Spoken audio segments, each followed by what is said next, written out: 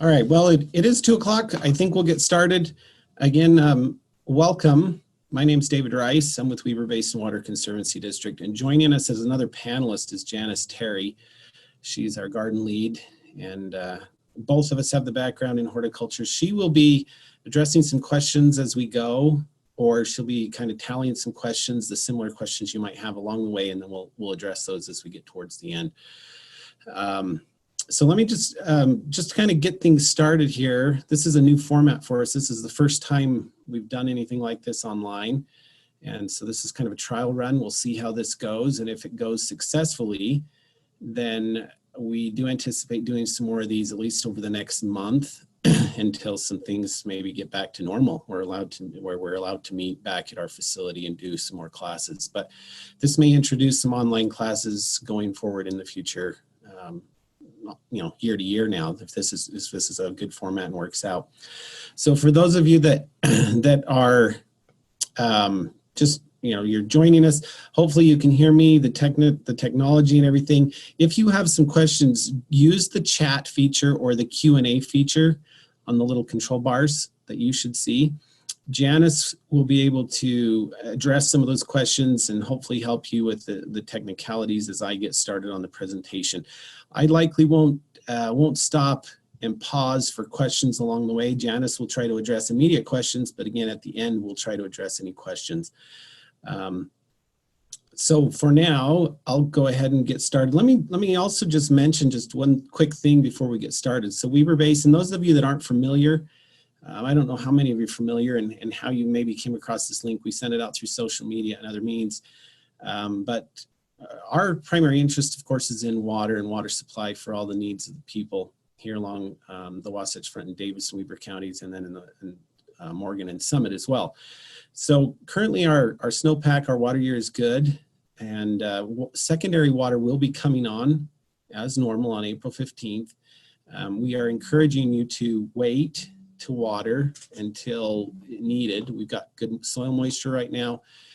We anticipate some additional storms coming through. You should not need to water your lawns or gardens or anything right in April 15th. That can change. Of course, things will change quickly, but we're even encouraging people to wait to water their lawns for a bit, even potentially all the way to Mother's Day. It's possible. It happens quite frequently where we don't need any irrigation until about Mother's Day. So we also wanted to remind you that your drinking water is completely safe. We know there's a lot of concern over the coronavirus issues and different things.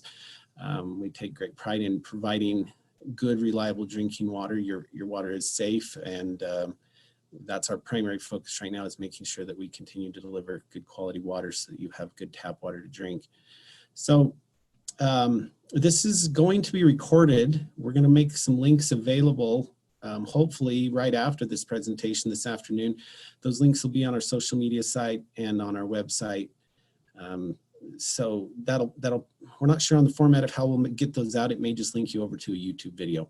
So with that, continue to, like I said, if this is successful, then look for additional classes on our social media platforms as we go forward and kind of hopefully make this something that's very useful and good for everybody going forward. So I'm going to just go ahead and switch right over into the presentation and we'll get started. So vegetables, as I mentioned, with the coronavirus and all this different things that are going on right now, vegetables and home produce, food supply is at kind of the top of everybody's mind right now. So what a great time to be talking about this and making this something that hopefully you can enjoy and jump right into. Some of you may be very familiar with vegetables and some of you may be just barely beginning. So hopefully this will cover kind of a broad basis for everybody. So with that, let me start jumping through some of these slides. I wanted just to show some of this. Homegrown vegetables can be a range of anything. And you look at this slide with the color, the textures, the interest, such a variety of food that you can grow right here in our climate. And that's why I showed this picture, just the color and the interest and of course the nutritional value of these things coming right out of your garden cannot be beat. So let's just talk about things you might want to do now, right before you start. If you're novice, you're just barely getting into gardening, you've not done a lot of this, these are a few things you want to think about. If you've gardened a long time, you already know some of these things, but you want to think about, what do you like to eat? You're not going to want to plant or spend time growing things that you won't consume. You know, some might grow some interesting things they just like to look at, or, you know, some ornamental type stuff, different gourds and things. You're not eating those, but you're using them for decoration. But grow the things you love to eat. Don't worry about trying to grow everything unless you love to eat everything. How much time and money do you want to invest in this? You do not have to spend a lot of money to do gardening. Seed packets, you can get some seeds pretty cheaply. You know, if you have some tools around, you can make a garden plot, put the seeds in the ground, and get going with this. Very little money. Some people would like to invest a lot and make some raised beds. I will show some slides and pictures of raised beds and different things that are possible, but you don't have to spend a lot of time and a lot of money to have a successful vegetable garden. The idea of space, where to put a garden, everybody has some space. Sometimes we don't think about this, but you can incorporate vegetables right into flower beds if they're already available. You could take out a little area of grass. We're always encouraging people to remove unneeded lawn. Find an area of your yard that you could use as a vegetable garden, but make sure that area gets some good full sun. Don't put it in some dark corner that's under a tree. It's not going to do well. We'll talk about more of that too. To avoid waste, think about others that you could possibly share with. Your garden will produce probably more than you can consume, unless you're just on a patio or something where you're growing very small quantities. Most of the time, if you grow a fairly large garden, you're going to have a lot of produce that you may have excess and need to share that. And then we're going to talk about planting. We're right into it. We should be planting. Some have even planted. I've planted peas already. I've planted some spinach and carrots. And I'll talk about some of those things right now as we get started. So before I get too far into this, here's a few resources that I wanted to point out that as you're getting into this, these are great resources that'll help you along the way. So what I want to do is I want to show you this first USU Extension website, Yard and Garden website from Utah State. And if I'll share this screen with you. And so here we go. So this is USU Extension Yard and Garden. And I'm going to go back one page. Sorry, I was a little ahead of myself here. So on this page, and I hope it's coming across, it looks like it's formatting a little bit weird, but the Yard and Garden page of their website actually gives you tons of resources and growing guides. Here on the side, you've got yeah, it is formatting a little weird here, but on this website, if you want to grow broccoli, notice there's this little thing about broccoli. You can click on that and it takes you specific to a page that discusses all the details about broccoli. The soil preparation, the varieties that grow well here, planting, irrigation, fertilizer, harvest, potential bugs and problems that exist with that. And there's a fact sheet like this. If you go to the resources on this, at the references at the bottom, it provides a little broccoli in the garden fact sheet, and that'll pull up actually a PDF file that you could print. You could print it out, download it, and have that as a resource if you need it. So I just wanted to show you this page because if you're struggling with a particular thing, any item or you've struggled with it in the past, we'll go to some of these resources and look up a few more details and see how that works out for you to just get some basic good guidance of what's happening, pests, soil conditions, fertilization. Sometimes we overthink things. It's a lot more simple than we think, but there's some great resources available to you just done through Utah State. The rest of those resources are also dealing with pests. There's an IPM, it's an Integrated Pest Management Advisory. And so if you're struggling with pests in a garden with fruit trees, look at those resources and get on their lists, and they'll send you regular emails that describe and help you know how to manage these pests and deal with problems. All right, so moving on. Let's talk about the general basic principles just to set up a vegetable garden and kind of going through the season. Number one is planning. A lot of times you're planning over the winter, but if you're just barely starting, you can quickly get together a plan. And I'll talk a little bit about the plan. I'll show you some things. The plan is basically just deciding, how am I going to do this? How am I laying things out? How much can I actually fit into the space I have? And I put in record keeping. Year to year, I like to keep a record of what I plant, where I planted it, and the success or problems that I had that year. If you have a struggle year, one year with tomatoes because of the some sort of problem with the soil or moisture or rain, or it's cold or it freezes. I like to document all that. And then you kind of year to year, you can figure out what's working, what's not working. And of course, weather is always a variable you're never going to control, but you can keep track of a lot of information. I keep track of frost dates. I look at what succeeded. I try new varieties of things from time to time, and sometimes I end up not liking them. And so I document that. So year to year, as I forget, I can look back at my little garden record. It's just a little notebook. You keep your stuff in. I can look back at that and know, oh, I already tried that variety. It didn't work out. I didn't really love it. Didn't love the flavor. Didn't love whatever about it. Or you can document all the great things, how productive something was, the flavors, that whatever it is. So we'll talk about raised beds or traditional. You can decide, but both have pros and cons.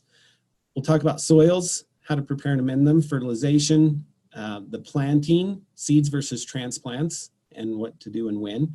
Irrigation, just kind of the basics of how you would irrigate, different methods of irrigation. The key is you definitely need to irrigate vegetables.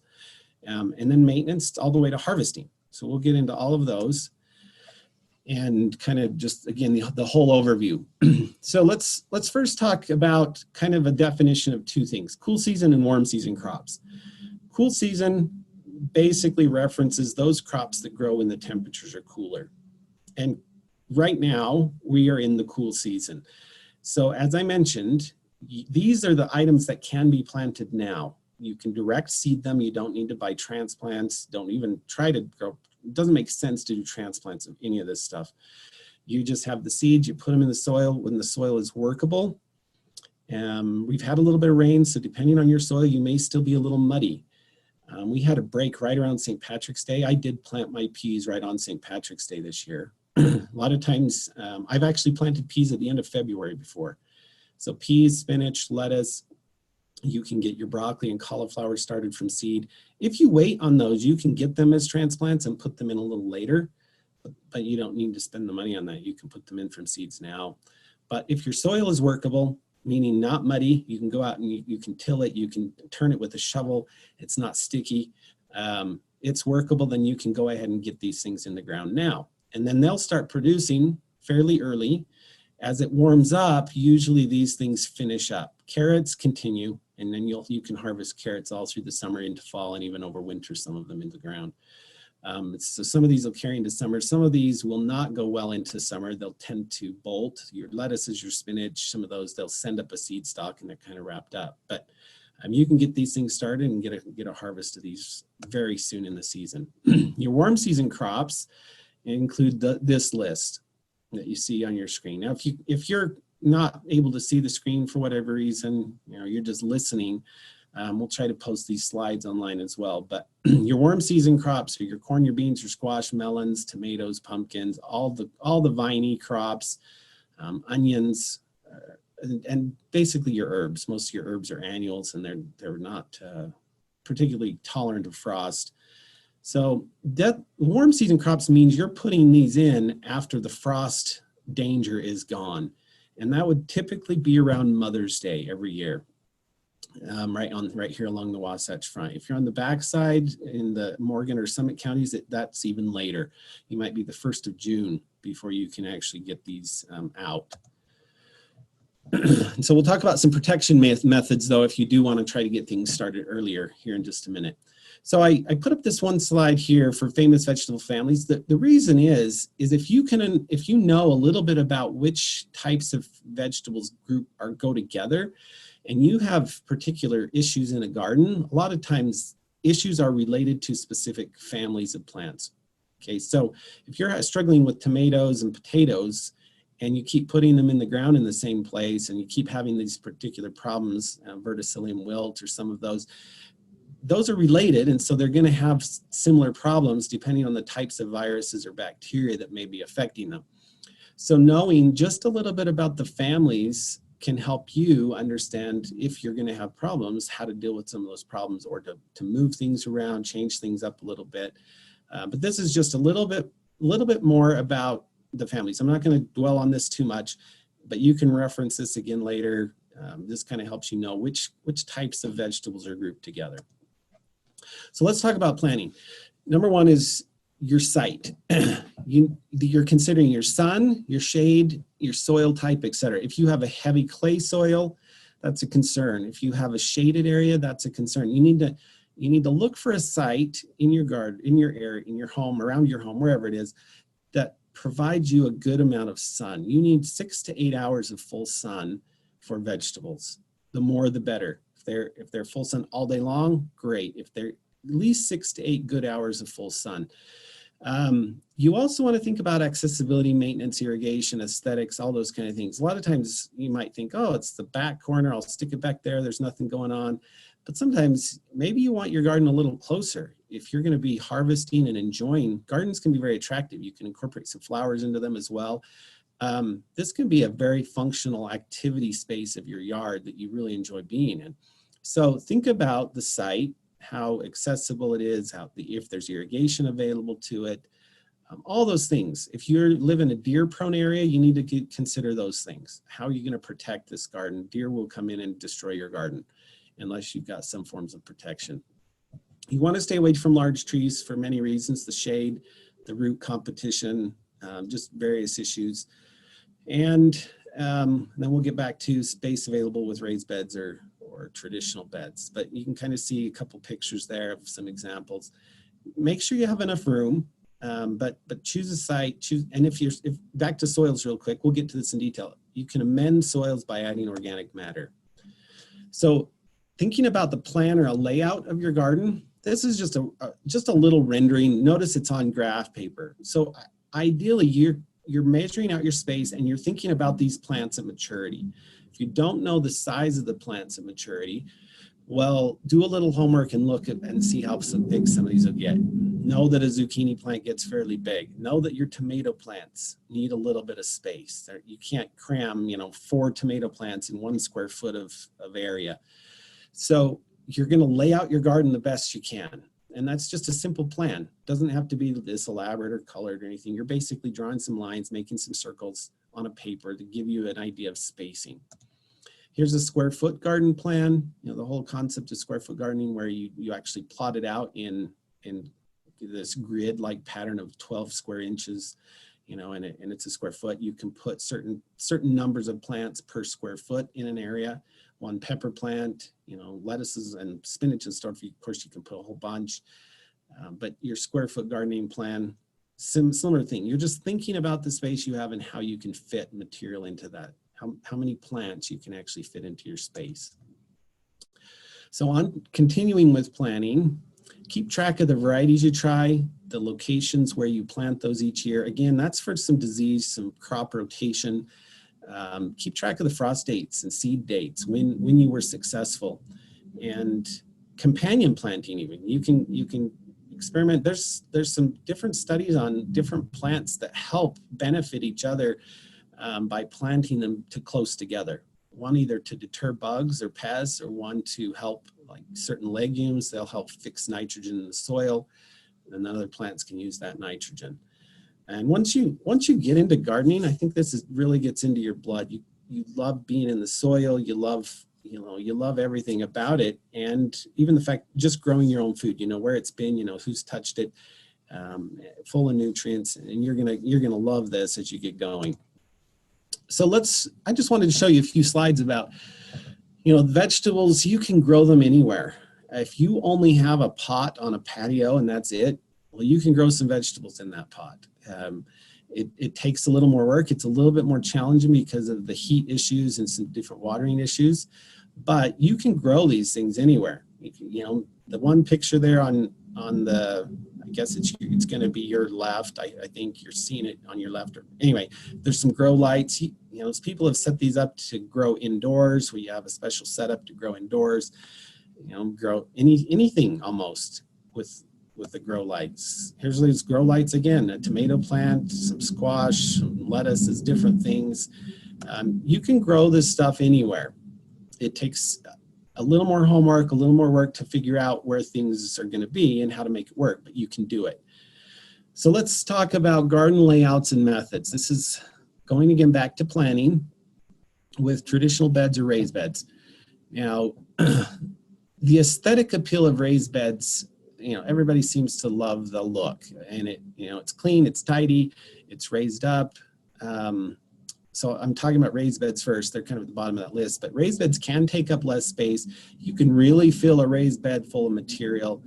You still need to think about crop rotation year to year. You still need to think about amending soils, and the raised beds do heat up quicker. So your soil temperatures warm earlier in the spring, and there's some challenges later in the summer because those temperatures are warm as well. But very productive for small areas, but that's not necessarily for everybody. Traditional gardens are where you just have a big plot, you have a plot of ground, you cultivate it, you till it up, turn over the ground, and you just plant it. You plant it in rows, you plant it in little squares. You do need to consider some walking space or room to work for maintenance, for weeding, whereas raised beds are usually up, everything's kind of tight together, and you're working around the bed. In a traditional, you're inside the garden. And so you need to leave a little room to pick the produce so you're not stepping on certain plants. Still the same issues with crop rotation, placement, irrigation. All of these things are kind of similar. But you can do typical rows, or like I said, you can kind of do things in little blocks inside that traditional bed or traditional garden.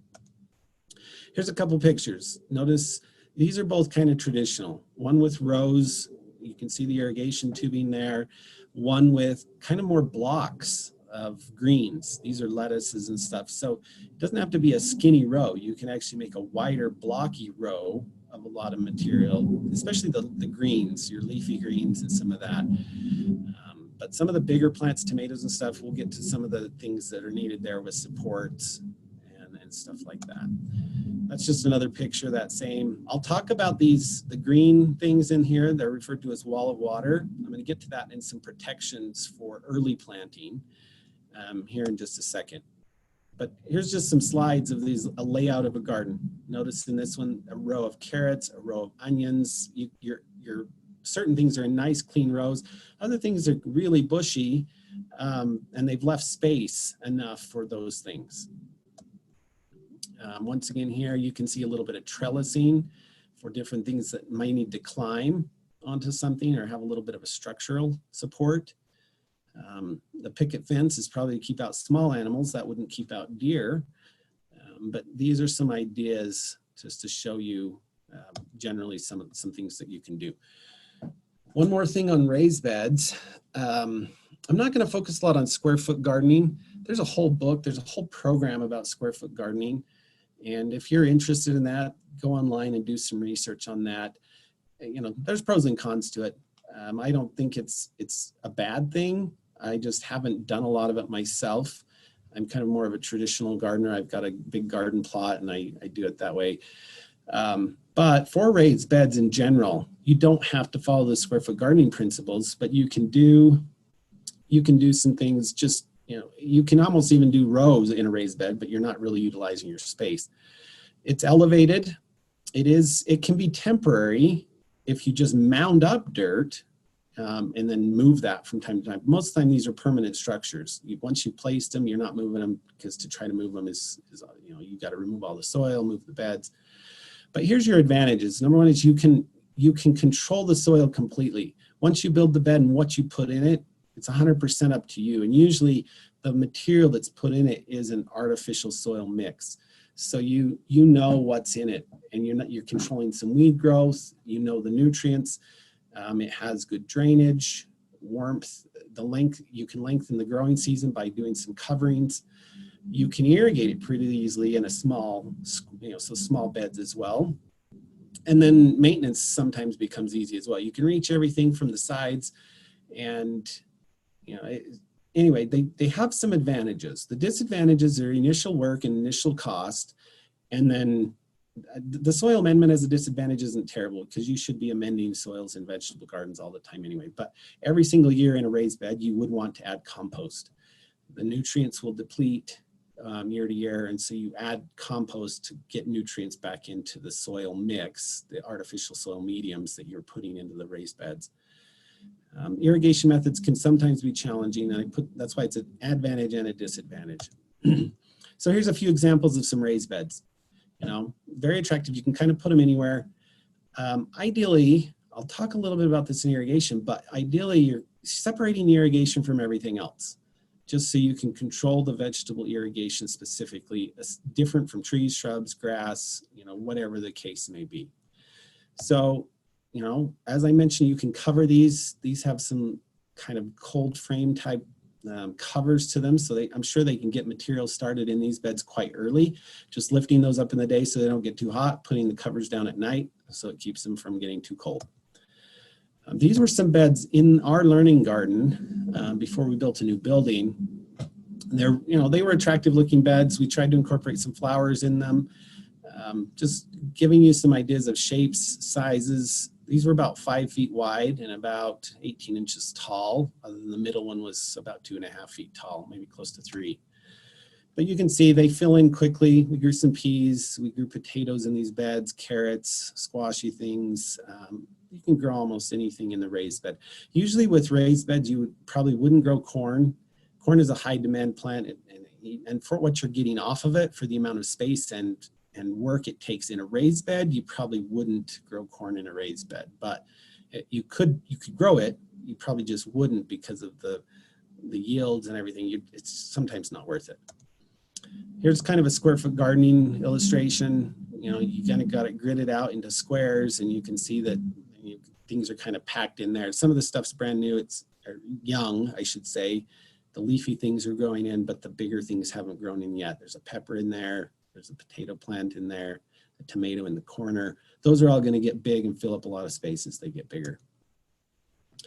So with the covers, this top picture here kind of shows what you could do to make your own low tunnel. You can use some PVC piping, not PVC, like a poly pipe. Yeah, you could use PVC. Anything that's a little bit flexible gives you a little bit of bend depending on the size of your bed. And you put rebar pieces on the edges, and then you kind of just bend a piece of pipe to fit over the top of that bed, and it allows you some good cover where you can get things started much, much earlier, extending your growing season by potentially 1 month on each end of the season at least. So you got 2 extra months of growing season to be getting that produce. The other 2 pictures kind of show you some temporary raised beds where you just mound things up. One of those is the hay bale structure where you kind of use hay bales, straw bales, and you fill them full of media. And as time goes on, those things break down. They just decompose, and then you're either replacing the bales, and then all of that decomposed material goes back in the soil, or you're moving it around. It's one method to do it. The other way is just mounding things up. All right, so as we're going, you know, again, if you've had questions, post those questions on the Q&A or with chat, and Janice will be addressing those, or we'll get them at the end. So let's talk about soils real quick. Now, I don't want to spend tons and tons of time. I'll try to get through a lot of this fairly quickly because we want to make sure we have time to cover everything. But good garden soil should be deep, loose, fertile, well drained, and a good neutral pH. Many of you might have that, some of you don't. The soil range here in northern Utah, or wherever you are, it ranges from really sandy, rocky soils to really heavy clay soils, depending on where you are. There's a few people that have really great loamy soils, and if you've lived in your place for quite a while and you've amended soils, you might have some good loamy soil. Most northern Utah soils are generally alkaline, clay, loam, except again, those pockets that are very sandy. We're on an old lake bottom, and depending on where in the valley, some of those are delta areas where it was deposits of rocks and sands, and others it's just the clays and the silts that have settled out over time in those areas. And anyway, some of those can present some big challenges. If you don't know what you have and you want to you really want a breakdown of soil composition, of percent sand, silt, and clay, and you want recommendations for nutrients on those, then contact USU, your county agent, and they have a soil test kit. You can get those soil test kits, you can send it up to the soil lab at Utah State University. They'll send you back a very comprehensive report with amendment recommendations and fertilization recommendations, whatever's needed to get your soil into a good condition. I think the cost is about $25 on those, but that's one thing. You always, if you don't want to go through the steps of a soil test, you kind of just want to start improving your own soil, adding organic matter to any soil improves the soil. The organic matter adds nutrients. It breaks up the soil particles, the clay particles that are going to stick together. It increases the water holding capacity in sandy soils, and it increases drainage in clay soils. So anytime you're adding organic matter to any soil, it is going to improve that soil. Organic matter is decomposed wood material, compost, that you buy from the landfill, from wherever. It could be every year you get leaf material from your neighbors, grass clippings, and you cultivate that, and you either compost it first or you till it into the soil and let the soil compost that in for you as you go. And of course, you mix all that matter into the soil. And ideally, you add material every year. A lot of times you do that in the fall, and then by the time you're ready to garden in the spring, a lot of decomposition has happened and mixing into that soil, and you're ready to go. I would caution you on using manures. You can use aged manure, but if you don't know how old that manure is or whatever, people have been known to, it makes it, this term hot, makes your soil hot. What it basically means is there's too much urea and ammonia in that soil. And so if you try to plant in a soil with too much fresh manure, it'll burn your plants. It's just too hot in ammonia and basically nitrogen. And so you burn your plants, and you have a really hard time getting things to grow. But if it's aged manure, of course, that's great. It's good organic material. But you may bring in a lot of weed seed. Depending on where that manure came from, what those animals were eating, you could have lots of crazy weeds that have gone through the intestines of that animal and are now ready to grow right when you get them into your garden. So back to the raised beds. If you do raised beds and use a pre-mixed artificial soil mix, some sort of a bed mix, it's much lighter. It's not real soil. It does have, peat moss, vermiculite, compost. So you can control everything as it goes in. One thing, if you do raised beds and you just throw natural soil into it, that soil can get really heavy, and you're not helping your situation out in a raised beds if you just fill it full of clay. So be cautious of that. So loamy soil with organic matter, here's kind of just a spade picture of one. Usually you've got worms in it. You can see it feels, you can do a texture feel test with your hands. It'll feel a little bit grainy. It'll stick together a little bit when moist, but kind of crumbles apart easily as well. But that's the goal, is you want to work with good loamy organic soil. It's usually a darker in color. And sometimes you can tell even by the smell of a soil, kind of its composition, but soil experts, they'll do that all the time. Dried clay, if you have clay and it gets wet and then it dries and cracks like this, you'll know it's a heavy clay. You definitely need organic matter in that, and you need to be careful how you water. Vegetables don't really love to be soggy.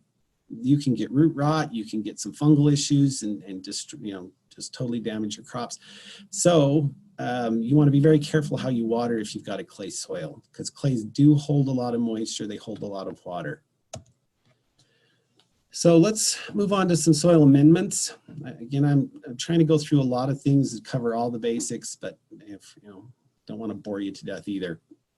So a lot of times you just want the cheap, free, whatever you can find, because buying compost in a bag at a Home Depot or Lowe's or Walmart or wherever you go, it can be really expensive. So ideally, you can get compost or compost your own. You can make a compost bin. If you're not on top of it, compost bins sometimes don't work well. You pile it full of stuff, you don't get it turned right, it doesn't have the right water content or dry content or whatever, and it ends up just being this pile of stinky, decomposing stuff. You can get compost from the landfill. Some people say, no, don't do that. It has all kinds of weird stuff. You don't know what you're getting. And that can be partially true. They do just shred up all kinds of wood material that is taken to the landfills. Usually they certify it, that it has been hot enough to kill weed seeds. It's been hot enough to kill certain bacteria or different things. And I've been successful with that as well. I've used the compost from the landfill and I've had no problems, but others have had stories where they've had problems. So I guess you'd be careful, but that is a fairly economical way to get a fairly large amount of compost. If you have a pickup truck or trailer, you can get that usually it's, I think, $25 for a couple cubic yards. Maybe it's 1 cubic yard. A fairly reasonable cost for good composted material. Manures, I already talked about sawdust and wood chips and leaves, garden waste, grass clippings. Now I put a little star by those sawdust, wood chips, and leaves. They're considered dry, kind of your dry materials for compost, and you do need some of those. But anytime you have those, especially if in fairly large quantities, you want to add a little nitrogen. So your fertilizer, your something 00 fertilizer, 800, 1600, something, add some of that as you add that to your garden, because the nitrogen will help feed the bacteria that are breaking those things down. Because they're dry, they need a little extra nitrogen. If you don't add nitrogen, it'll take the nitrogen from the soil to help break those down. Therefore, that nitrogen will be unavailable for plants. So add a little extra nitrogen if you add that dry material to your soil.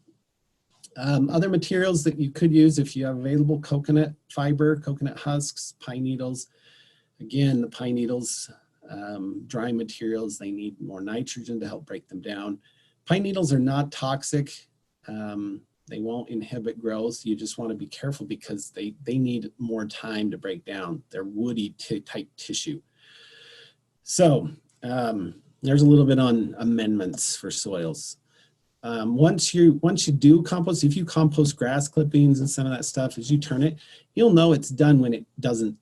Compost should never stink. It shouldn't smell like rotting material. Compost actually has an earthy smell, but it doesn't stink like rotting stuff. So, and it feels really loose. It feels nice. We could do a whole class on soils and composting, but that's, I think, enough for now. One method of doing some things, those of you that have household scraps, not meat scraps, these are just usually potato peelings, the vegetable type scraps you have from just normal cooking. One method to do is, instead of just throwing those in the garbage to the landfill, is put those into your garden. And they do need time to break down, but what I've done, and I've actually done this similar to what this picture shows, is trench composting. You can go out between rows or in certain areas of your garden, dig a small trench. It can be about 8 inches deep or so. And then as you have material from day to day, you throw that material in and you bury it as you go. And it, like I said, 6 inches down, 4 inches down. The idea is just burying it as you go, so it's not out, animals aren't getting to it. And then it's breaking down through the course of the year. It's always breaking down. And then as you cultivate your garden and till that up, you'll till that in the spring, if you've been doing that from the last year or something, all that material's gone. It's already composted. Put all that nutrients right back into the soil. All right, so we'll move on to step 3, fertilization. Vegetables require fairly high levels of mineral nutrients and, of course, water. Many of our classes focus on water efficiency. If there's one good use of water in a landscape, it would be to grow food. Agricultural use of water is never a poor use of water. You can't eat your grass clippings, which is why we emphasize so much the high level of efficiency that we're trying to achieve for landscape irrigation. But if you're growing a vegetable garden, it needs a fair amount of water, and you can still be very efficient with it, but you're going to get great produce, and the value of that water is put to great use. Plants grown under stress, lacking proper water or fertility, are not going to be nearly as productive. They're not going to be able to fight disease nearly as much, and a lot of times the taste is changed. They'll be tough, they'll be small, they'll be something. So there are natural fertilizers, like I mentioned with composting. There's also just the chemical fertilizers. Now, chemical fertilizers are nothing but natural elements that have been condensed into a pellet. Nitrogen is a natural occurring element, potassium, phosphorus, those things are naturally occurring. So to buy a bag of fertilizer that's a 16, and I'll show you what that means on a bag here in just a second. Those are the elements that naturally occur in nature, concentrated and put together so that you're getting them in the space you need them when you need them. But there's a caution with that. You can over fertilize. I guess in a way, it's a lot like medication. Just because you're supposed to take a little medication doesn't mean you triple or quadruple the dose because you think it'll do better. If a little's good, a lot is not better. Proper timing, proper volume is everything. So it's understanding what you need to do how much, and going back to the resource on USU, each of those vegetables talks about how, each of those little fact sheets talks about fertilization, what it's needed and when. But if you don't want to get onto and look at every single vegetable thing, a lot of them are very, very similar. They're general. And a lot of times just fertilization a couple times a year in your vegetable garden is enough to cover it. Your soils will have nutrients in them. But timing, sometimes the soils, because of soil temperatures, they do hold minerals in differently based on temperature. So a couple times a year is usually sufficient. Now here's what this, looking at this bag, now this is just a regular bag of fertilizer. Look at the big numbers on the bag. And then corresponding on the side of this slide, I put what those mean. The first number is nitrogen, the second number is phosphorus, the third number is potassium. And it's that way on every bag of fertilizer. There's always three numbers, and those three numbers correspond to a percentage of those main ingredients. Now, granted, there's other micronutrients like magnesium and calcium and some of these other things. But these are the three main ingredients in fertilizer. Nitrogen is needed for top growth, for stems and leaves and green parts. This is why you put nitrogen, mostly nitrogen, on your lawn, because you're interested in green stems and leaves in lawn. Now, if you put too much nitrogen on your tomato plant, you'll have a very beautiful, big, full tomato plant with lots of leaves and lots of vines, but you may not get much fruit because you've too much stimulation, too much nitrogen has put everything to top growth, not enough to the focus of the blooms and the fruiting. It's just growing green like crazy. So it requires a balance. Phosphorus is used for blooms and fruiting. That's the middle number. And then potassium has a lot to do with sugars and starches in plant development, root development. So the two last numbers are really kind of what we refer to as rooting and fruiting nutrients.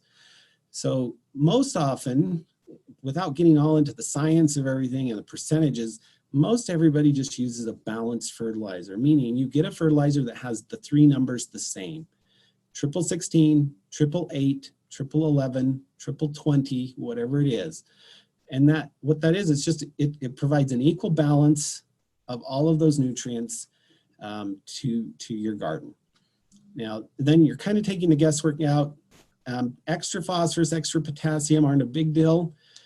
Funny enough, our soils actually have a fair amount of potassium, a fair amount of phosphorus, but those are soil dependent. So early on in the season, the plants may not be able to get those because the soil temperatures, the soil chemistry kind of binds those up.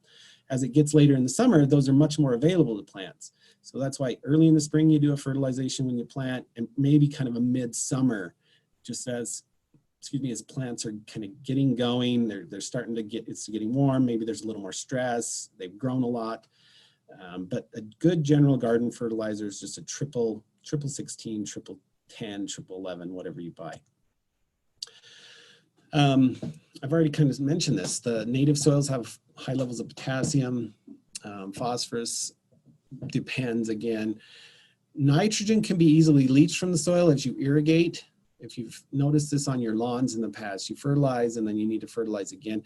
As you water, nitrogen just is used up and it's leached through the soil profile. It's kind of leached below the root zone.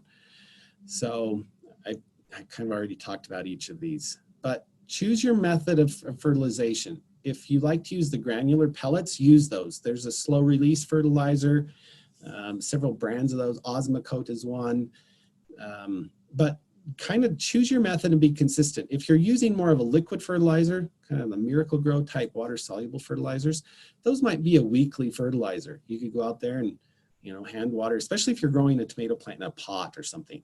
Each week you could fertilize with a liquid fertilizer. It's not too strong. It's going to provide just enough to keep that plant with lots of nutrients and growing. The granular stuff, usually it's a less frequent application. But be consistent as you start to learn what your soils have. In my garden that I grow, I'm sometimes I do an early fertilizer on the high demand stuff. And sometimes I kind of forget through mid-season, or I don't worry about it, but I haven't had any issues. So once a year has kind of worked for me in the past. Twice a year, of course, would just kind of keep things boosted and going. So Here's some really general recommendations of dosages. For low nitrogen users, 1 to 2 pounds of nitrogen per 1,000 square feet, or 1/4 of a cup per 10-foot row. So you plant your row, you could just measure, take a measuring cup out there, measuring your granular fertilizer, and you sprinkle that much fertilizer down the row. Whether it's right when the furrows open before you put the seeds in the ground, or right after you plant it, you can put it down there and let it water in. For moderate, this is like corn, stuff like that, 2 to 3 pounds of nitrogen per 1,000, or 1/3 of a cup.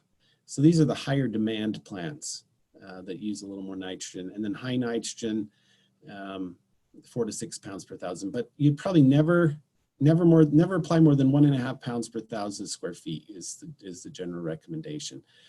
And your 1,000 square feet, if you measure it, measure out your space, you can kind of figure that out. But a lot of times I'm just doing it right down the rows, just kind of like what it says. You take a little bit, 1/4 of a cup, sprinkle it right down your rows. There's no reason to fertilize between rows. Now on a raised bed where you've got it all packed in, then you'd fertilize generally everywhere. Measure that space out and apply it for the whole area. So let's talk about planting seeds versus transplants. And I'm going to switch out of the presentation here in a minute because I've got a few things here to show on the screen as well. But your timing, cool versus warm season plants, again, I've talked about this a lot, is if you're planting from seed, follow the instructions on the seed packet. I've already mentioned general rules, May 15th or right around Mother's Day is frost-free date. March 17th is a great day to note for cool season crops to plant outside. Seed viability is an issue for some. If you like to store seeds, sometimes those seeds will store for years and years. Other times, some seeds just don't store that long. So you'd want to make sure and always have good seed that is viable. Purchase seeds from a reliable source, good seed catalogs, and then when you look for transplant, avoid bugs, avoid root-bound plants. Don't just assume the biggest is the best. Now here's an illustration of that. Notice the picture at the bottom with the roots. That's been in the pot a little too long. The roots are starting to get really tangled up in that little teeny container that it was in. If you look at the other two in the main photo in the front, not root bound, but I want you to notice something about the size. There's one that's a little stockier, shorter, stocky, it still looks healthy, and one that's a little taller. Both of those are great. What one usually means, it's either a little older or one was grown with a little less light. The lighter ones tend to be a little more open, a little more lanky, taller, skinnier, well grown with lots of light, maybe a little ventilation, a little wind or kind of air movement on them. They'll tend to stay stockier, thicker, and both of those work, but look for plants that are short and stocky. You don't necessarily need to look for the biggest plant. Although with tomatoes, even the biggest plant will grow. So with this, what I want to do here is I'm just going to do a different share. I'm going to come out of here and I'm going to show you. I'm going to show you a couple things that I've got started right here. So I've got one that I've started. This is a tomato plant, and from the screen, this is just a little. This is just a little 3-inch, maybe 3.5-inch pot. This plant's about a month old, and you can see I do not have a grow light on this right now. I've been just growing them in my south-facing window. Now I've got another one, same size pot. Notice this one's behind. This one's just barely coming up. It's just got its first couple little, they're called the cotyledons. They're not the true leaves yet. If you look at these two kind of side by side here, just one's older, one's younger, but that's what it'll look like when it first comes out. Now you could grow these directly. You could seed tomatoes directly into the soil. The advantage of getting them started earlier from seed is that you're just going to be able to put them out in a bigger condition. If you start from seed and you're waiting for frost, you're going to have a good 4 weeks delay in harvest than if you start, this guy, and when it's warm enough, I transplant this outside. So between now and when we've got a frost-free date, this thing's going to be at 12 inches tall at least. And then I'll be able to put that right out get a cage on it, and it's well on its way to producing. Depending on the variety of tomatoes, you could even have tomatoes. You could be harvesting tomatoes. There's a few varieties of early tomatoes. You could be harvesting and eating tomatoes on the 4th of July, depending on the year, depending on the variety. I've got another one here. This is an herb. This is a basil. I started this the same time as that other tomato plant. But same issue. You can transplant many of these things right out into the soil, but many don't need it. Like I said, I like to seed my melon type plants directly into the ground once it's warm, frost is gone. The seeds, the cantaloupe, the squash, the watermelons, and so forth, they just seed right into the ground. Now, I had a little slide about seed packets. So here's a watermelon seed packet. Just bought this. I bought this one at Lowe's. You can buy seeds anywhere, but sometimes I'll buy my seeds online. Like this one came from a different online company. Notice the front, they just look different. This didn't have a picture on it. Still has the names, but seed packets have tons of information on them. Here's a different one, Johnny's seeds, and sometimes they'll have dates on them. I like to have seed packets have dates, or if they don't have a date, I'll write the date on it, because I save them year to year, so I know how old those seeds are. But on the seed packet, I'll try to put this one up here by the screen. It has lots of information about hardiness, cold temperatures, about when, how deep to seed, the row spacing. I don't know if you can see that very well, but look at those seed packets. They have all kinds of good information. They talk about how to seed them directly in the soil, the spacing those seeds need to be, and how deep. You'll be surprised, some seeds only need to be buried like 1/4 of an inch deep, whereas other seeds, it'll say bury them 2 inches. So follow those recommendations. If you bury too deep, you may not get enough energy, or you may not get it up through the soil, or it takes it a week longer to push through that extra soil. So follow the recommendations of what they say on the seed packets, and you'll be successful. So anyway, if there's questions about that, go ahead and chat with Janice a little bit. But you can do this now. If you haven't, I clicked the wrong thing, sorry. If you haven't started yet, or you're thinking, oh, it's too late to start indoors, it's not. You could get these little pots, get anything. It can be a paper cup, a plastic cup, put a little hole in the bottom for drainage. You just don't want water holding in there, getting that soil too soggy. Get some potting soil, and you could start right now and put them in the southern window of your home somewhere. And here in a month, you'll have plants like this. Or if you don't want to bother with this, and nursery and garden centers, even though we're in a kind of a weird situation in our nation and the world, you'll probably be able to still buy some plant starts at nurseries and garden centers, and they would appreciate your business, I'm sure. So if you're not confident that you're going to be able to do that or be able to get out, find some seeds. You can order them online. Go to a reputable seed catalog company. There's lots of them. You just type in seed companies, seed catalogs online, and once you get on some of their lists, you'll start getting these in the mail every spring. In January, you'll get a seed catalog from about 10 different companies, because they all seems like they all share, and they like to, they just like to share and like to get your business. So we're back to the slide presentation here. So if you're planting from seed, use small containers. There's a little picture there of a peat pellet. You can buy these as well.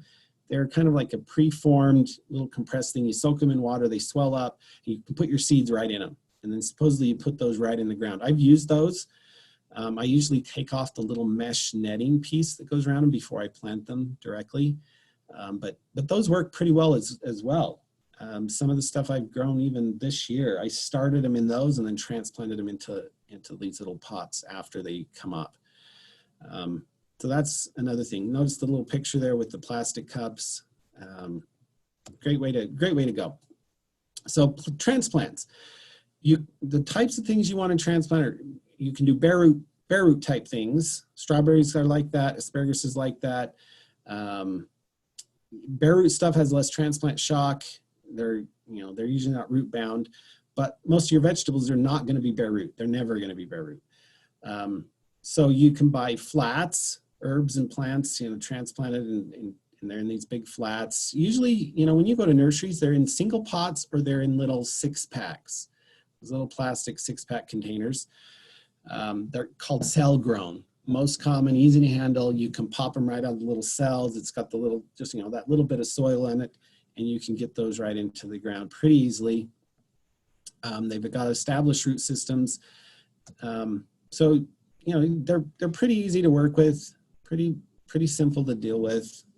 Now, if you're doing your own, there's one thing, you know, while I'm talking about transplants, there's one thing you should be aware of. If you're growing your own, as I mentioned with these other little plants, they're being grown indoors. So you usually don't want to just take them from your nice, comfortable indoor environment and throw them right in the ground outside.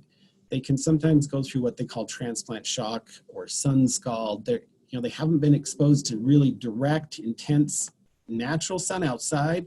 So now they've got all these extra elements. So usually what you do is you go through a process called hardening off, which means you take your plants and you put them outside for just a few hours at a time, especially at first. You put them outside for an hour or two in the sun, and then you bring them into a shaded area or bring them back inside. And you're basically training and weaning those plants to be tough for the outdoors. So you do that for a week, back and forth. You're giving them more and more exposure to outside, and then you transplant them, and then they don't have that kind of shock. If you go straight from house to outside, sometimes they experience a sun scald, they burn the leaves, you know, they shrivel, and then your plant's dead. Some of these plants are kind of fragile that way, and they won't make it. So be careful on the transplant shock. Wean those off as you go from indoors to outdoors. So now moving to seed. If you plant the seed, doing direct seeds from sowing, you know, sowing them right into the soil, there is a general rule. If you don't have a seed packet, you're not reading those or whatever, 3 times rule. 3 times as deep as the seed is in size. So if you think of a pea seed, it's about, you know, the size of a marble, you're going 3 times its depth, which puts it somewhere at about 1 inch to 1.5 inches is the average depth. If you go 2 inches on those, they're probably fine. If you look at a carrot seed or a spinach seed, they're much, much smaller. Radish seeds, so you think of 3 times that, it's 1/2 inch to 1/4 inch of depth of soil is all you need on top of those. And then you keep them moist within a couple, depending, everything has a little different germination. Carrots take quite a while to germinate, whereas peas and radishes and some of those, they actually pop up pretty quickly. You know, they can be up within just a few days. So it says seedling dates vary, warm temperatures, cool. I've already talked about those. Some seeds actually germinate better in cool soil. Spinach is one of those. Spinach will germinate, and sometimes you can even plant spinach in the fall. It'll pop up, and then it overwinters just fine. And then in the spring, it just takes off growing. And so you can actually have a very early crop of spinach if you seed it in the fall. Soil crusting can be a problem because those seeds need to break through. So if your soil is really crusted and on top, you know, if it's heavy clay and you watered it and then it hardens, that can be a real problem for some of those little teeny seedlings to break through that soil layer. Seed viability and storage, I'm not going to spend a lot on this. The idea is if you want to grow and grow your own seeds and store them, just know how to do this by storing them in a cool place, low humidity.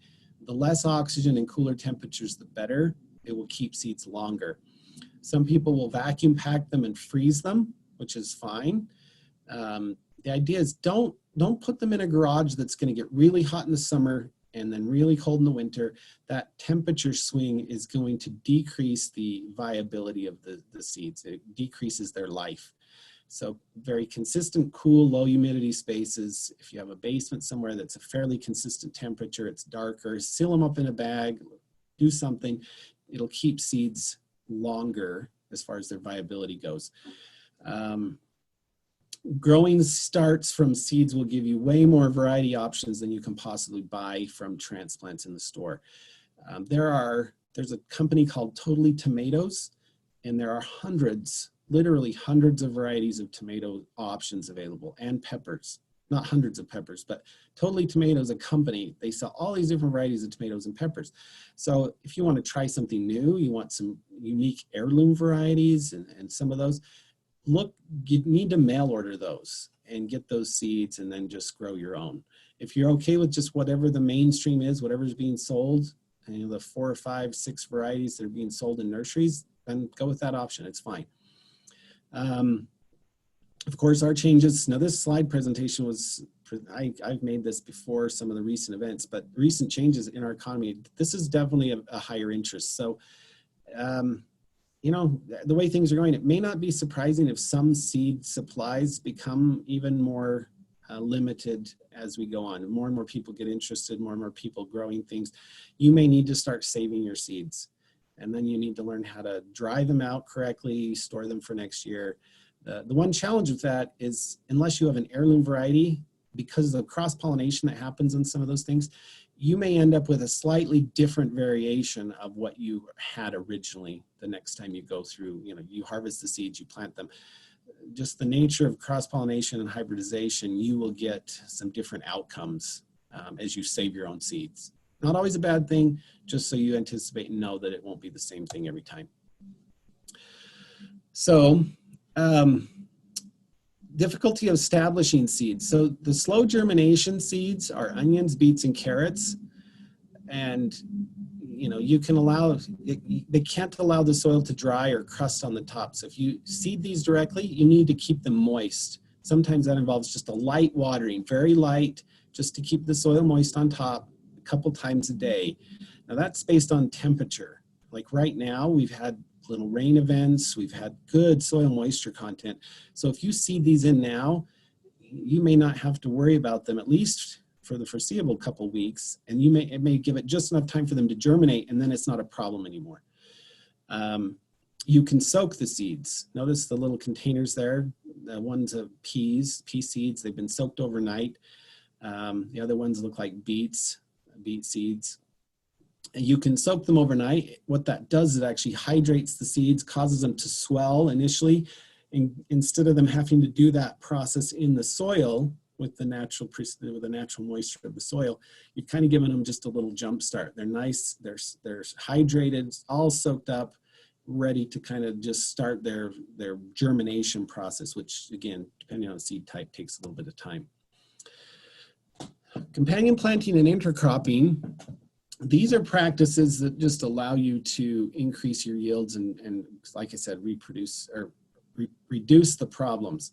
So there's legends and different things of the Native Americans using the corn, beans, and squash and pumpkins together.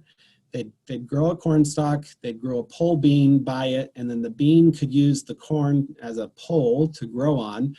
And then the squash and the pumpkins were grown in there, and they were actually shaded a little bit by the corn, just from the intense afternoon sun. All of those things grow well together. The beans also help fix nitrogen in the soil. The corn is a high nitrogen demand plant. So these are some things that kind of grow together. Now, I tried that one year, and corn is a little bit rough. The blades are a little sharp. So it was not ideal. It was not that fun to pick the beans in the corn. That was just my own experience. But as far as growing, they grew well. Everything grew well. Just the harvesting was not what I preferred. So I won't do that again. But it did, I mean, as far as the companion planting and utilization of space, if you had limited space and you wanted to do all that, it was a great thing. Tomatoes, peppers, peas, and lettuce can be grown together as companions. Again, the peas help fix nitrogen. For the others, sometimes your tomatoes and peppers get a little taller. They can help shade lettuces. Some of those that don't necessarily love the intense sun or the heat. You can mix in flowers for color and plant diversity. Also various bugs, you know, that you've heard about. Marigolds, deterring pests. There's other flowers. I don't have a lot of personal experience with that. Anytime I've incorporated flowers, it's mostly just for the color and the interest. You're adding something, another element to your garden that you love to be out there, you love to look at it, and it's an enjoyable place for you to be. So if you're more interested in kind of the companion planting or for pests or diseases, do some looking on some of those USU extension resources, because they have done some research on some of that, and they'll have some help for you. So let's talk about some of the things that help, the helps and techniques to, you know, the supports, the getting things started early, all that kind of stuff. So knowing that, you know, peas can grow without support, but if you have a little bit of support, they actually stay a little more upright. They may be a little more productive in the long term and easier to harvest. Same with pole beans, tomatoes, definitely, if you have them in a cage. So I'm going to kind of flip to the next slide because this will illustrate just through pictures what I'm talking about. So here on the right, you've got tomatoes with a basically they call it, well shoot, now I can't remember what they call it, cattle wire or cattle fencing or something. Anyway, it's a heavy duty metal fence, and basically it serves as like a cage, but it's not a cage. But you can train tomatoes right up that stuff. You can train viney plants. Notice the one with the little viney plant going up it. A great way to do things that give a good support. You can make your own tomato cages from concrete reinforcement steel. This is stuff they actually put in concrete to reinforce it, but it comes in about a 5-foot roll, and you can roll off some of that and make your tomato cages about as big around diameter wise this way as you want. So I've got some of these, they're about 18 inches in diameter, 24. You can make them about 24 in diameter, but it allows the tomato to grow right up inside there, and it makes it easy for you to harvest, but it keeps the tomato growing upright up to about 5 feet tall. Those little teeny tomato cages that you sometimes buy that are about 3 feet tall, they're usually very inadequate for supporting a large full-size tomato plant. It'll outgrow that thing and just start drooping everywhere, makes it hard to see the tomatoes, usually it bends the tomato cage to pieces. It's either getting a nice big cage like this or that the cattle fencing thick stuff. You can buy that at IFA or Cal Ranch or some of that. Give yourself a good support and train that tomato right up in there. It'll give it great support, easy to harvest, easy to take care of those plants. Here's a little pea fence, and then the illustration of that tomato cage.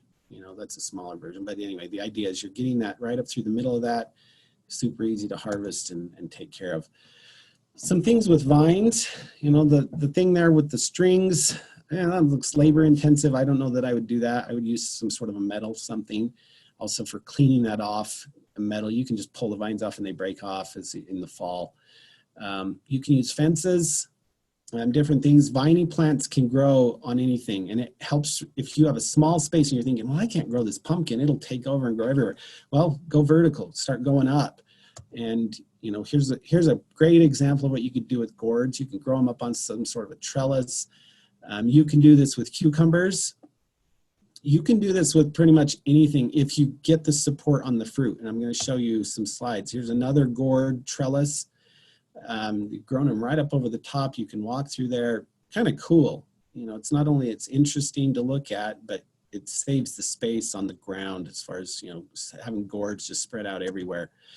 This guy, I don't know who this is. I stole this picture, but you can grow pumpkins upright. He's got a little platform there. You can have platforms to hold it. As long as you've got something to support that fruit that's going to be heavy, you can grow these upright. You can go vertical with any of this stuff. Okay. Now here's a little method that seems a little weird. Look, they've got watermelons and cantaloupe growing upward. You can use nylon stockings that, sometimes you buy produce in a kind of a netted mesh bag. You could use those. What they call the produce hammock, where you've taken a rag or something and you kind of stretch it out and you allow that, in the case of this picture with the watermelon, you allow that watermelon to sit in there. It supports it, but your vine is actually growing vertical. These are all methods for saving space while still getting, produce off of viney plants that tend to take up a lot of space on the ground. For those that want to start early, this is one method. If you've got, a lot of stuff growing, you could build little covers, basically little PVC or metal covers or something. This spun-bonded polyester, this is a very thin, kind of like a weed fabric material, but it's not that thick and allows light through. But what this does, it'll capture a little bit of heat on the inside, and then it prevents frost from landing and damaging. Frost settles from above. And so it'll keep frost off your plants. Even if the nighttime temperatures drop just below freezing, most often your vegetables are kept okay because they're covered. So this kind of, this is also used without a frame structure. Sometimes those that grow broccoli and cauliflower, to keep the moth, the codling moths, not the codling moths, the little white, yeah, I can't remember the name of them. Anyway, to keep those little moths off, they will cover their plants in this for most of the season. It allows air movement, it allows the sunlight, but it keeps the bugs off the plants from laying eggs, and so you don't end up with wormy broccoli. So this is a great product to use for, you know, protection of various plants, various situations. The concept of what's referred to as the wall of water. Now, I've shown a kind of a homemade modified version of this. Look at the gallon jugs just full of water there. The idea and the way this works is that these little cells are filled with water. The water heats up during the day, and as the nighttime temperatures cool, that heat energy is released back in. So inside that little enclosure, temperatures are kept, you know, they could be 10 degrees warmer.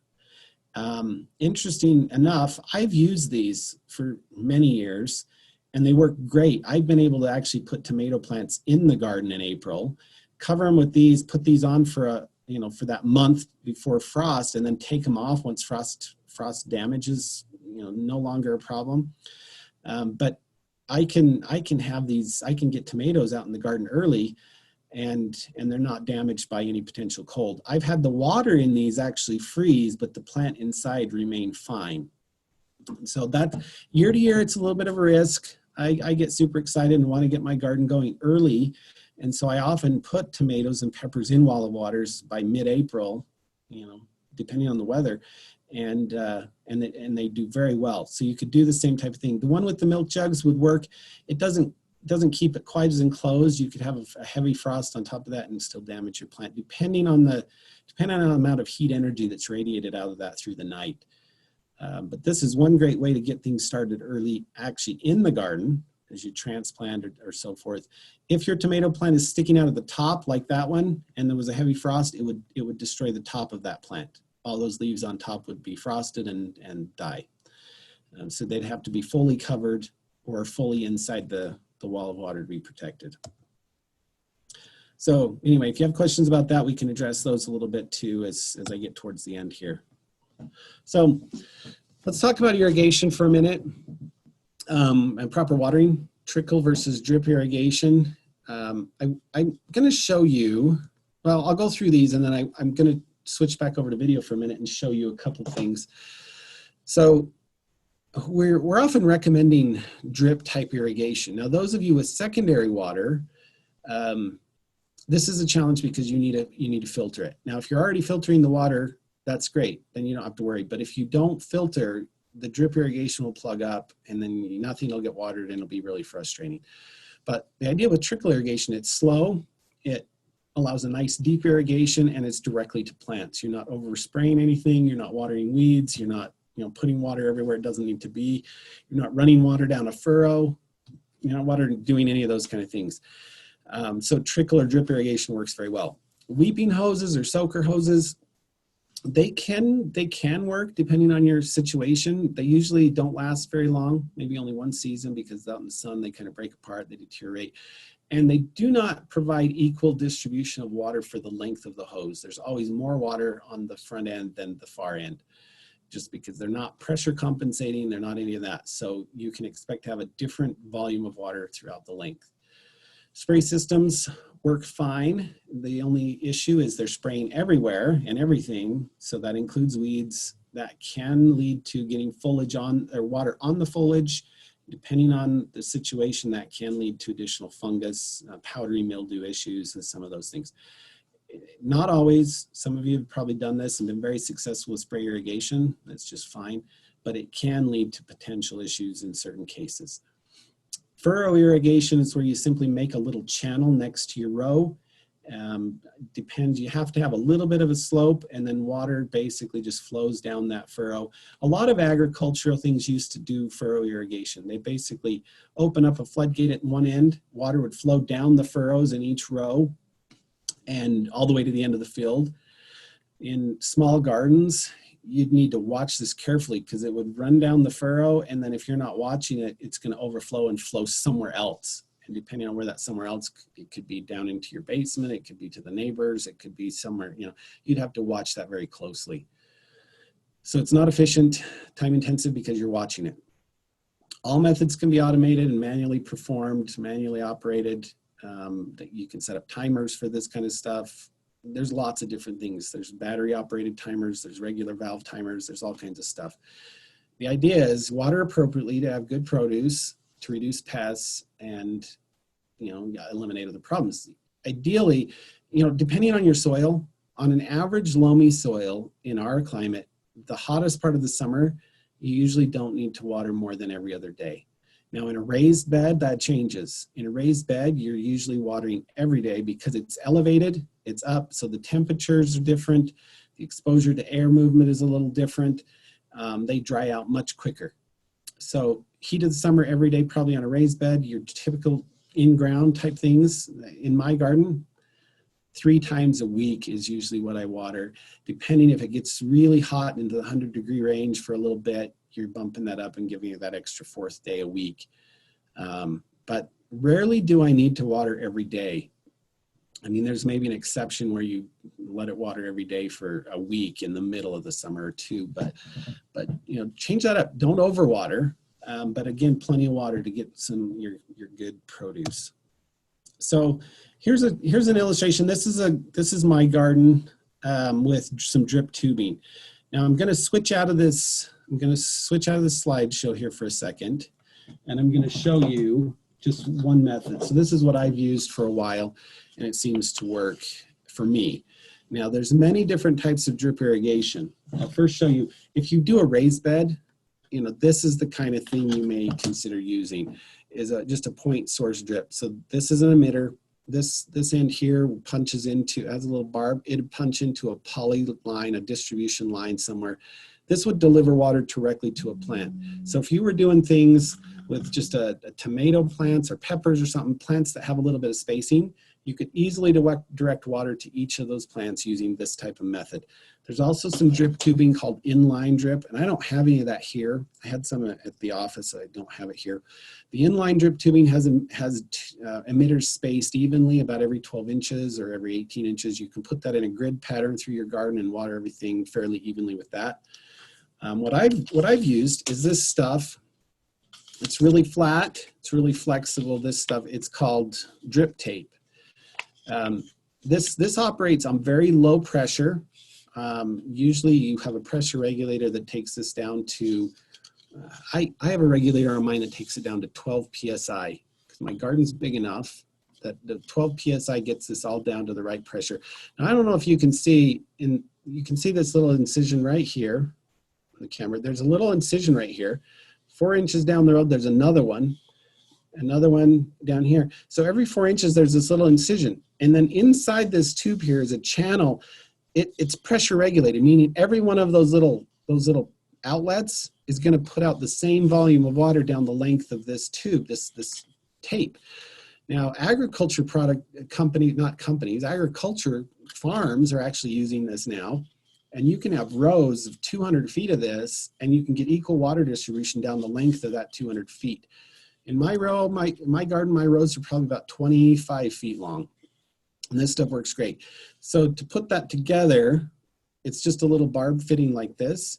This barb punches into a poly distribution line, and then this is super easy. This just slips right over the end of that, and it's just a little screw tight, just tightens up like that. And now there it is, and that's punched into a little, the distribution tubing here. And then there's another fitting that's just like that goes right on the end. And so, you know, those just snap together, they just push on, it tightens right up. Because it's low pressure, that's not gonna blow off the ends. So there's just a small sample of it. People have also, if you don't wanna buy the fittings, people have also just taken one little piece of this, cut it off, and then you can fold it, and then basically just slide that cut off piece you have. This bends just a little bit, slide that over the end, and you can make your own thing that way. So anyway, that's one way to do drip irrigation, okay? There's several others, that's just one method. So it looks like I'm getting close to my time here. So let me just jump back into the slides here. And okay, so there you can see in my garden, you know, the tubing there, the distribution tubing along the one end works great, even for the spacing I have with the squashy, viney things there or whatever. So anyway, that's one good method. Let me get back into here. Sorry, little technical glitches. Okay, so in a raised bed, you can do the same thing. The one bed there has drip tape. The other one has inline drip tubing. One really quick note, see that tomato on the bottom there? If you have very irregular watering, meaning it gets really dry and then really wet and then really dry and back and forth, that can lead to blossom end rot in tomatoes. It's actually a calcium problem, but it's induced by very irregular watering. So the idea is you keep your watering schedule very consistent to where you don't have dry and then wet and dry, wet, dry, soaked, that kind of thing. Keep it regular, keep it moist fairly consistently. Of course, like I said, you don't have to do that every day because it's not the surface that counts. It's down a little bit into the root zone. You just don't want it drying out, then super soggy. That can lead to the blossom end rot. Some varieties are also a little more susceptible. So maintenance in the garden. I just want to bring this up because everything requires maintenance. Of course, your goal is produce. You want just as much as you can eat out of the garden. You want it to be functional. You want to spend as little time maybe maintaining and weeding as possible. But if you don't do some, your garden will be overtaken with annual weeds and you really struggle with this. So the idea is get into your garden daily or weekly. In the middle of the summer, I find that I like to get up early. It's quiet, it's calm, it's cool. And sometimes my best weeding time, I'll spend 15 minutes, and I'll just go outside right when I get up at, at 6 a.m. and I'll weed my garden as I look at things. I'm looking at the plants, I'm looking for bugs, it's cool, I'm not burning up out there. And I can quickly go down the rows and I can do 15 minutes of weeding every single day or every other day. And pretty much my garden has no weeds in it because I'm doing it every day. But if you leave it, it gets very overwhelming to where it's a giant task and a chore to be out there weeding, and it's frustrating and it's just not fun. But if you spend just a few minutes a day walking through, looking at your produce, looking at your plants, making sure everything's healthy, and weeding as you go, it really minimizes the work of it and makes it enjoyable. Weeds also take nutrients and water. You can use mulches to reduce weeds. If you have lots of weeds and you just have a hard time controlling it, you can lay down layers of newspaper or cardboard or grass clippings. That will keep the ground covered, eliminate some soil germination or the weed germination between the plants. And then because that's organic, it kind of gets all weird. You can actually till that material into the ground. It just adds organic matter to the ground. Don't use colored glossy type paper. If it's newspaper, just make sure it's black and white print. You could use pre-emergence, different chemicals. They can help, but always follow instructions. Just don't apply more, or follow instructions. Pre-emergence will kill seeds that are germinating. So don't ever apply in a pre-emergent if you plan on seeding at that same time, or your seeds won't grow either. How you irrigate also, of course, determines the maintenance level. Controlling pests and diseases. So I would direct you to the IPMs at Utah State. That's the Integrated Pest Management sites if you're having issues with bugs or pests or diseases. There's great resources available to that. There's too many here to talk about. But if you can't, if just know, let's see, I jumped ahead. Yeah, if you're having problems, know there's some resources available. And use just good proper practices and good judgment. Every year there's going to be a different problem. One year you're going to have problems with your squash, zucchinis. One year you're going to have problems with tomatoes. Some years there's just a problem and there's nothing you can do about it. They just struggle with, it's either temperatures, weather things, bug things for 1 year and then it's gone. So you just deal with it and you try again the next year. Step 9, you eat and you harvest and you store your food.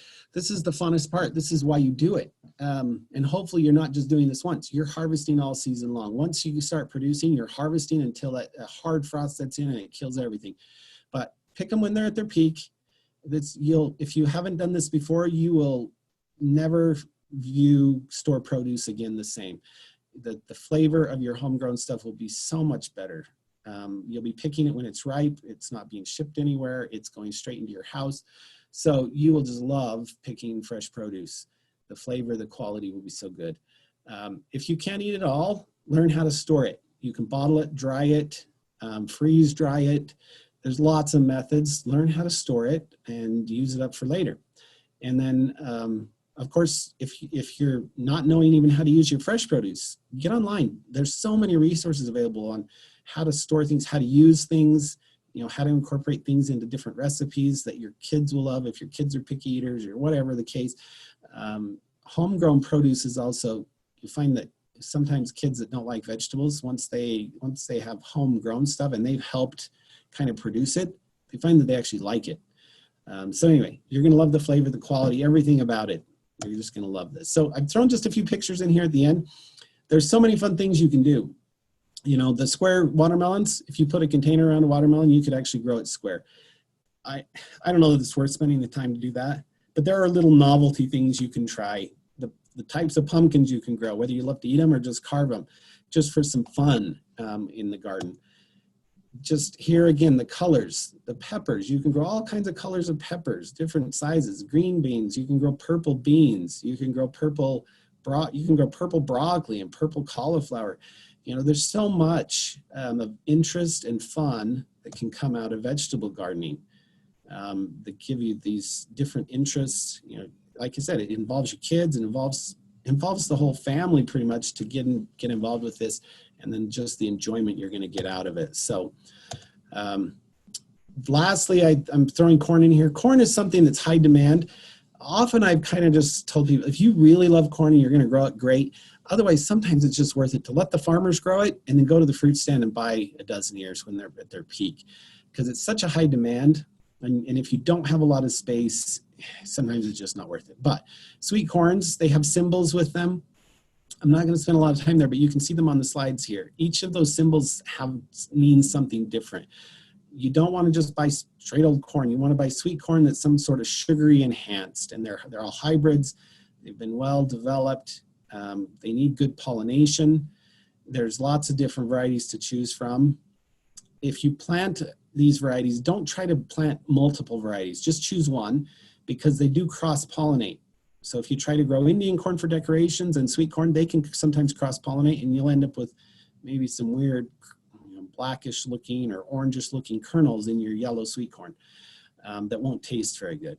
So they need about 250 feet from other varieties for best results. And, of course it's good, but just be aware. It's a high nitrogen demand, kind of a high maintenance type plant. It's a grass related, it's in the grass family, so it just wants lots of nitrogen. Of course it's delicious, but you need a lot of space, a lot of work. So the last slide here, I've probably got a few more, but I think we're going to wrap up here in just a second. Herbs, there's lots of herbs. We're going to do a whole separate herb class, so I'm not going to focus here. But a lot of the same principles apply. Choose a site with good sunlight. Know what you're going to use. There's lots of herbs for lots of reasons, and we'll kind of save the rest of the herbs discussion for a separate class. But you can definitely grow a lot of herbs here. They grow very well. You can be very successful with them. And I think this is the last picture slide. It goes back to space. You can grow stuff anywhere. You could fill this old car full of dirt. You could fill an old bathtub full of dirt. You could put your garden anywhere. So with that, here's to happy gardening. And what I'm going to do is I'm going to switch out of the slides here and look at some of the questions. And I think Janice can unmute if she'd like, and also bring up some of these questions. But we really appreciate you joining us. We hope this has been helpful. And I'm going to stop sharing the slides here so I can look at questions. And then we'll just get on with some of these questions. But thank you again. Do watch for some future classes to come probably we're thinking of at least once a week over the next month, and probably longer. But for now, let's just get to some questions. Can you hear me okay, Dave? Yeah, Janice, go ahead. Okay, cool. So my video, I think you need to allow me to access my video. But while you do that, I thought I was answering people's questions in the chat, but I was responding to not the participants. So we're going to go through a couple of the questions right now. So there was a question, there were a couple of questions about fertilizer, and if we have any specific recommendations for slow release fertilizers or just fertilizers in general. Okay, so just the difference between a slow release and a regular fertilizer? Recommendation. So a recommendation for a slow release and then a recommendation for a regular quick release fertilizer. You know, you can get just regular fertilizer anywhere. You can buy it at any home center, any nursery. You can buy it at Costco. You can buy it at Walmart. You can buy it anywhere. And again, it's just a bag granular fertilizer. Now, really quick, the most effective quick stuff is water soluble fertilizer. So that means you dissolve it, it's a powder, you mix it up in water, and then you water the plants. That can go in through the foliage and to the roots very, very quickly. Otherwise, you're using just a regular granular. If you want slow release, they're coated. And usually the only one I'm familiar with that's a brand name out there is Osmocote. And it's what they've done is they've just taken that same pellet-like fertilizer and they've encapsulated it in a little covering. And as that covering slowly breaks down, it's slowly releasing little bits of that fertilizer over time. It could be 3 months to 6 months. And so it just releases that slowly. Nurseries will probably have several brands of slow release fertilizer. And that's the difference, is it's just encapsulated in a little coating that allows that to dissolve very slowly and release the nutrients over time rather than just putting it on the ground, it's going in, and then you have to reapply in a month or so. I hope that answered that. Perfect. Yeah. Sorry, Janice. I don't know how to get you on a video here. Oh, it's okay. Might be on your end. I'm not stressed. And then there was a question about whether soil pep is a good mulch to add to your soil. Yeah, soil pep is just, it's kind of like the compost material. It still has some decomposition yet to happen before it's fully composted. But it's high organic material. You can throw it in. Of course, it's already got a lot of composted material in there that's going to just do great. So, you're talking about the darker, nice looking, and some people use that on tops of their beds just to make everything look good. You could certainly mix that right into the soil and it would be a compost material. Perfect. And then there was a question about how does the amount of water needed to irrigate vegetables compare to turf? And this question was asked before you talked about irrigating the vegetables, so it might have been answered.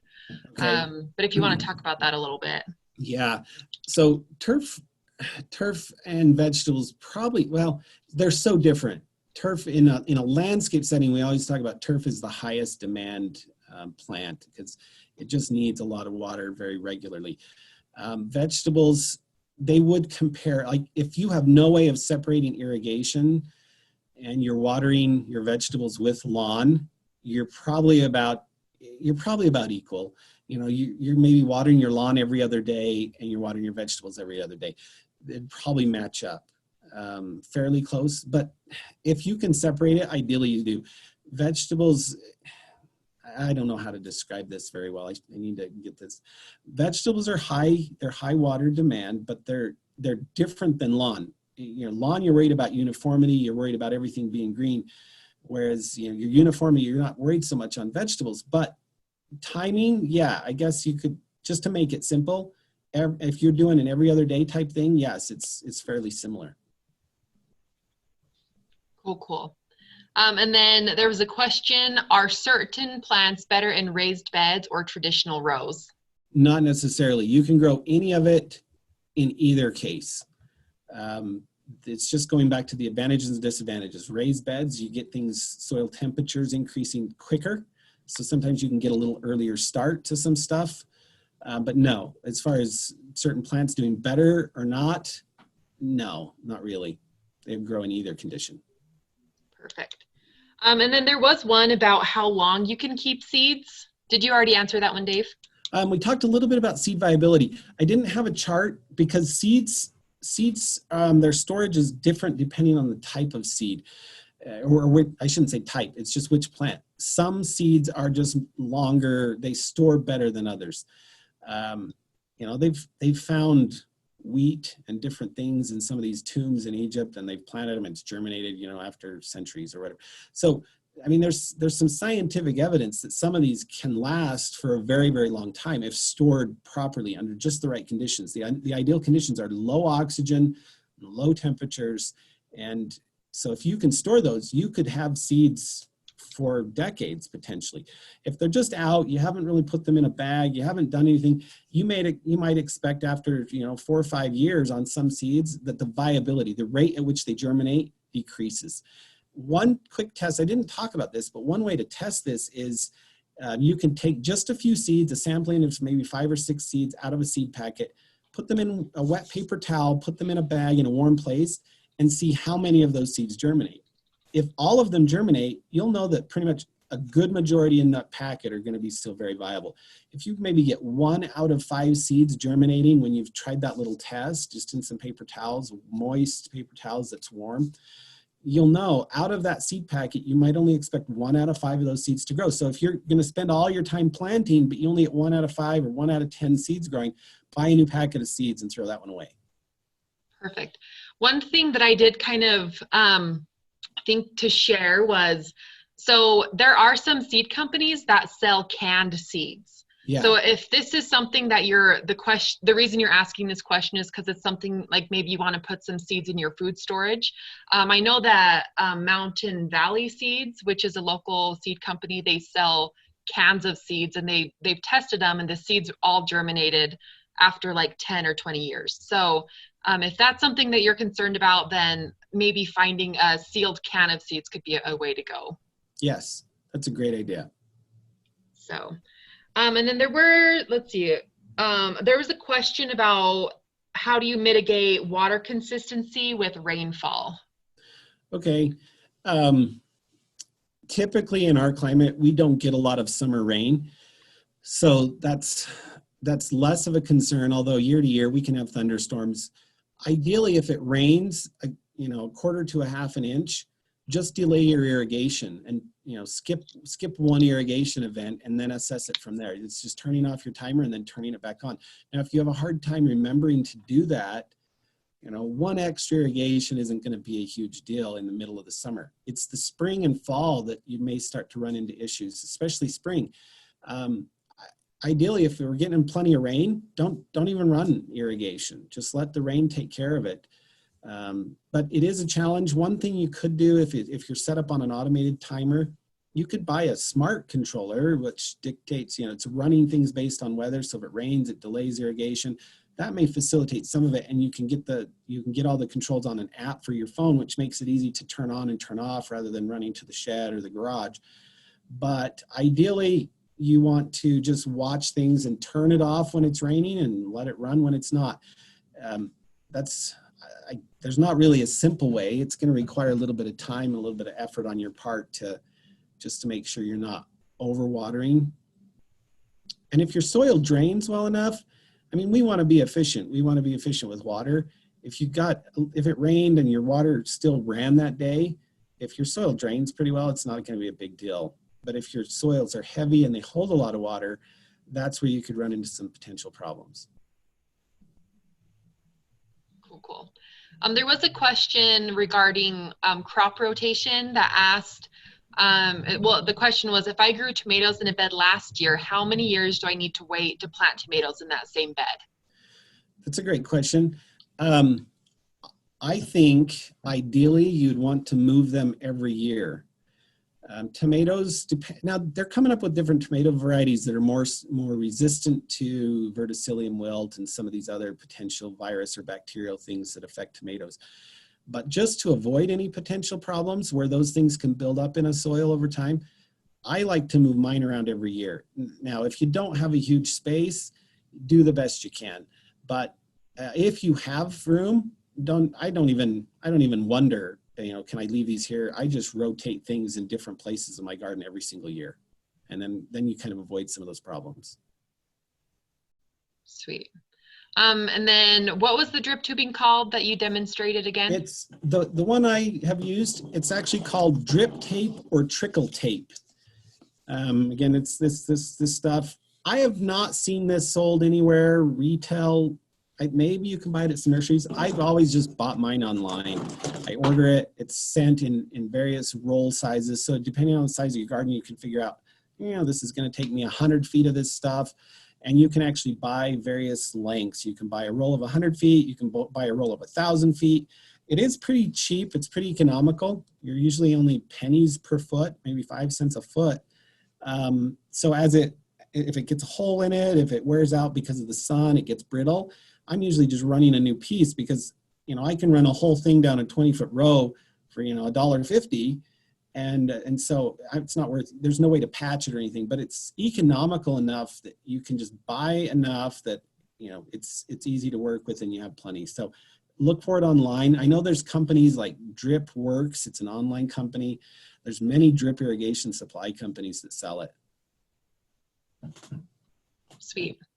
There was a question about starting seeds indoors that says, I've given up on starting seeds because all of my seedlings are super tall and skinny with very few leaves. What am I doing wrong? That's kind of typical when you start from home. That's a light problem.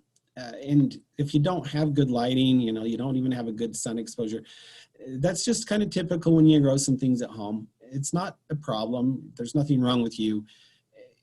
Ideally, in nurseries, they've got the greenhouses, they're warm, they've got lots of light, they supplement them maybe with some grow lights to get extended light during the day. When you're starting at the end of February, you know, we're still getting dark early, it's not lightening up until a little later, so your window of light is pretty narrow, and that's what I've had too. But don't worry about it. As you plant those little spindly things, they'll thicken up. If that's all you can do, keep trying, or if you just don't want to bother, then buy the plants and transplant them. But it's nothing wrong with you if you're facing that, and you're not the only one. It's just trying to get them as much light as possible, and maybe you start them just a tad later. If you're starting them really early, wait another 2 weeks and then start them, and then it's a shorter time before you can transplant outside, but you still have something growing. You still have it already started. It's got a few inches of growth on it. Hope that answered that. Yeah, I think so. And then there was a question, should I put down some sort of barrier at the bottom of a raised bed? Oh, that's a great question. I didn't talk about that. The answer, yes, you could. And if you have problems with weeds historically, like field bindweed or something, you could put a barrier, but make sure make sure water can pass through it. Don't use plastic. Don't use something that's not permeable to water. You can use a commercial grade weed fabric that does allow water through it, or some people have actually used cardboard. You put a couple layers of cardboard. It still allows water to move through it as it moves to the edge or something, and then it slowly decomposes. But anything besides plastic, yes. If you're worried about weeds or things coming up, definitely put a layer on the bottom. Perfect. Is it too late to till leaves into this garden soil? Probably not, but if you do it now, I would definitely add some extra nitrogen because they are not decomposed. So the decomposition process is going to be happening. And if you don't add extra nitrogen, it will take the nitrogen that's already available to use in the decomposition process, which then deprives your plants from that same nitrogen. So if you've got leaves and they've been sitting around all winter and you're cleaning up your yard and you want to till those in, do it, but put the leaves all over the whole area, sprinkle over some nitrogen, and then till it all together. And then watch if your plants seem like if they're struggling a little, give them a little extra fertilizer as well. But yeah, getting it in the soil, it's fine. Just know what the issues are. Yeah, perfect. What if I move the dirt in my garden boxes instead of rotating the plants? That's a lot more work. You mean actually changing out the soil every year? Is that kind of the question? Yes. I think you don't need to do that. If you have had and you know you have disease problems, then sure, go ahead and take out the soil and bring in new. Otherwise, no, you're spending a lot of time and a lot of money that's unnecessary. And raised beds are another challenge for rotation. But usually, no, you don't need to go to that effort. Just move them to one side or another. Move it from one end of the bed to another. Just kind of flip things around year to year, even in your very small space. But unless you know you have disease problems and soil pathogens, I think you're spending a lot of time and a lot of money that's unnecessary. Oh, she says, I don't remove the dirt. I just mix it to different boxes. No diseases. Oh, well, yeah, you can always do that. But again, if you know you have a soil problem, don't do that, because then you're just spreading that soil problem to the other boxes. So otherwise, if you're just doing that year to year, just to kind of mix the soils up and blend things up, yeah, there's usually not a problem with that. I would just avoid doing that. If you know you have a soil problem, definitely don't do that. Perfect. And then I think the last question is, how tall does a raised bed need to be? Can it be 1 foot, or does it need to be taller? That's a great question too. Raised beds can be as big as you want them. If you want the ease of sitting on the edge of them, that height, it's really an aesthetic function more than depth. In the square foot gardening books, the basics, he only goes with a 6-inch deep bed. My preference is to have 12 at least. And if I'm going to do them, I kind of want to make them tall enough that I can sit comfortably on the edge if I'm out there working. So, 18 inches tall is a good height. You can sit on the edge of it. You're working on the side of it as you pick stuff, as you weed. But that's all preference. Now, if you go really tall, you don't necessarily need that whole thing filled with really quality, expensive soil or your artificial soil media. You can put some sort of other loose sand, well-drained material in the bottom of it, and then just give yourself a good foot of good soil. But you don't need 3 feet deep of nice soil, because all of that's not being used. So if you have a really deep raised bed, just do 12 inches of good soil media or growing media, and that'll be sufficient. Just the rest of it, have it well drained. Don't fill it full of clay or stuff like that. All right, sweet. So I think that was the end of the questions. So yeah, I think we're good with those, Dave. Okay, well, thank you again, everyone, for joining us. Watch our social media stuff, watch our website, because we have kind of come up with a tentative plan. We're going to kind of evaluate this one, see how it went. And if you have feedback, please comment on our Facebook page or social media, or send us an email. You had Janice and my email, I think, jterry@weaverbasin.com and drice@weaverbasin.com. And we'd be happy to answer your questions. And we'll just look forward to trying to do this again in a week. Yes, and I will send out, as soon as we get it finalized, I will send out the schedule for maybe the rest of the month, the classes that we have planned.